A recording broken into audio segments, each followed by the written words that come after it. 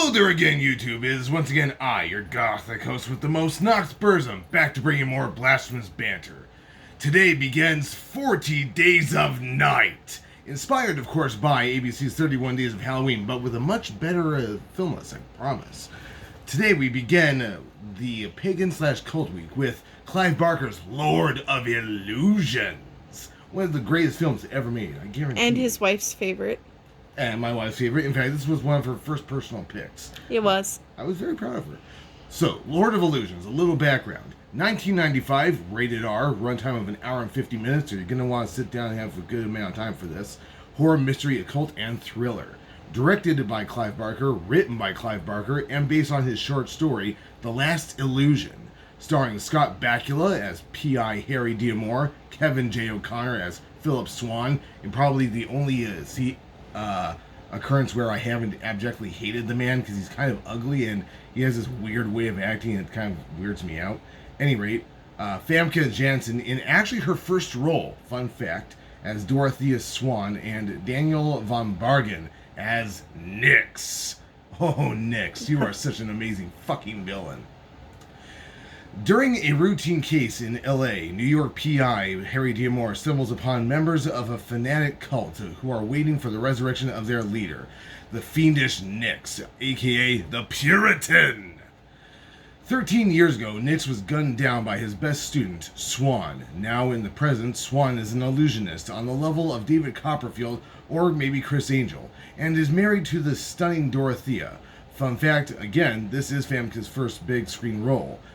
And she happens to be Nix's former child lover, and Swan may or may not have. I always wondered that if he. I honestly, she, as much as her character cries. Right, because she appears to be just terrified. And to be honest, Swan is not much better in the regard that I'm pretty sure he grooms her from childhood. Well, from when he rescues her, yeah. Anyway. Childhood. At any rate, Dorothea is married to Swan. She hires Harry to protect him from the cult, and a short time later, Swan is turned into a human pincushion.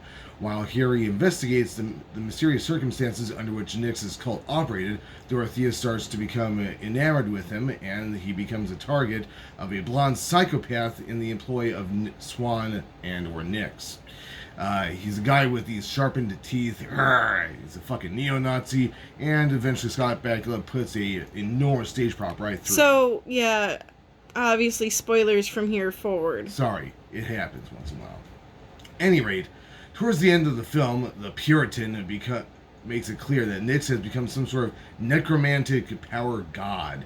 And is a classic battle of good versus evil. Or slightly better versus much worse, I guess, really. Well, I mean, to be fair, it's a Clive Barker world. There is no real good. No, there's no real good. There's just evil and more evil. My personal favorite part of the film is probably the very end, where you get to see, of course, the budget really go to it. Well, all of that's just all the cool shit. Like, I feel like the majority of it's physical effects. Yes. There must have been some. Oh yeah, like the sky and stuff like that. Oh, yeah. Yeah, that must have been CGI, because I don't know how they would have done that. It was done using layering effects. I saw a special about it at one point in time. So it wasn't CGI? No, believe it or not. So none of that movie was CGI, okay. Well, the sky effect wasn't. The sky effect is done using water and sand and stuff. Well, anyway, what did you think of the movie? I thought that the movie was extremely cool. I personally give it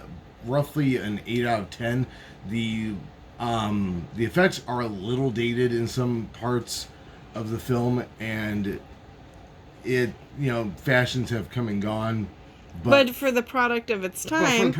And it wasn't, to my knowledge, made for theaters, because it even has pauses for commercials. It does. Once in a while. So I think it was a made-for-TV movie. Yeah, once in a while at the end of a scene, it was get a blank space. It's amusing. I personally really, really enjoy it. I think that it's a great way for a person to get broken into hardcore occult horror films and, kind of really sink your teeth into something real and scary. What do you think, hon? Well, I had a different thought in my head. I was going to say the reason we picked it for Pagan Week and Cult Week is because they believe in... Well, they don't go into detail of the names of the beings, but that it's not necessarily Christian, or if it Oh, is, no. it's dark. I don't think it has anything to do with Christianity. And it's funny because he's supposed to be a magician, but everybody who's worked with him knows that it's his shit's actually real. Yeah, yeah. So, and Nyx has a cult. So, Yeah. this was like one of my top picks to do with pagan cult movies. The Wicker Man from 1973 being my other one.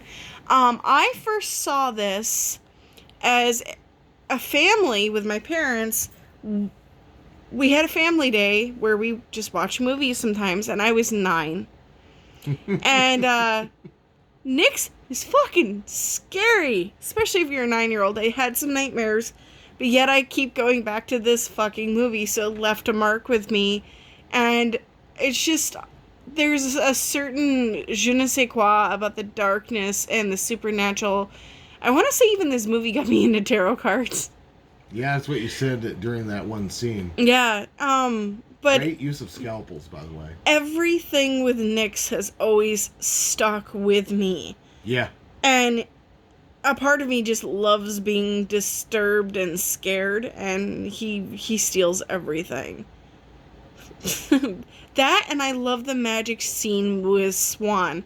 Because of that, I never forgot the swords cards in the tarot set. Yeah, no, it's kind of impossible. I'm trying to avoid spoilers here, but it's just, the effects in this movie are awesome. Just fuckers mint. And some of the things are implied, like, you have to know a little bit about supernatural things and, like, tarot cards or this or that to kind of get where they're going with some things. But only a little. Because they don't baby you with it. No. It's very subtle, which is a very Clive Barker thing.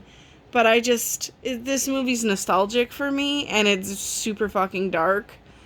Like, I did not catch until tonight that Femke Johansson's character Dorothea was raped by Nyx. As a kid, I just thought they kidnapped her and they were going to sacrifice her. Now, as an adult, I'm like, it's pretty obvious. So there, like, you can watch it and keep finding stuff in the movie. One thing that you noticed that I didn't, Nyx with the baboon. Oh, I don't remember the name of this lord, but a couple of nights ago we were watching a documentary about ancient Welsh castles that have ghosts in them. And there was this one lord, I think he was a lord, not a king, and he had a baboon, and the guy was deranged, and he would intimidate people with his baboon, and in the end the baboon and the guy killed each other. And it's funny because then you have Nyx, who is kind of a lord or king-like role in the cult, because he's the leader, and he has a fucking baboon that he uses to terrorize people. I'm like, and Clive is from the United Kingdom, so I'm like, I wonder if he was partially inspired by that story. You know, I mean, it's a hell of a coincidence if not. Well, baboons are fucking terrifying, especially... They are. This movie is why I became keenly aware of... They have intimidation abilities of fucking other. But anyway, to wrap things up... what would you give out of 10? Nostalgia makes me blind. Okay. I totally will let the audience know that I'm super biased. Like, the writing... A lot of people like things handed to them on a platter, and it isn't as fluid as movies nowadays, but for its time, being written in the 90s... I'd say a 7.5 out of 10. So you're even being a little bit more critical than I am. I'm willing to give it an 8. It's good though, and I do love Clive's work. And if you like the darker things, if you like things that deal with the unknown and terrifying, if you like good adaptations of story and screen, gore, and lots of gore, then I would rate it a little bit higher. I was just rating it for a general audience, but anyway. So between the two of us, rating it an 8 out of 10. Stay tuned for the next. Remember, enter the void.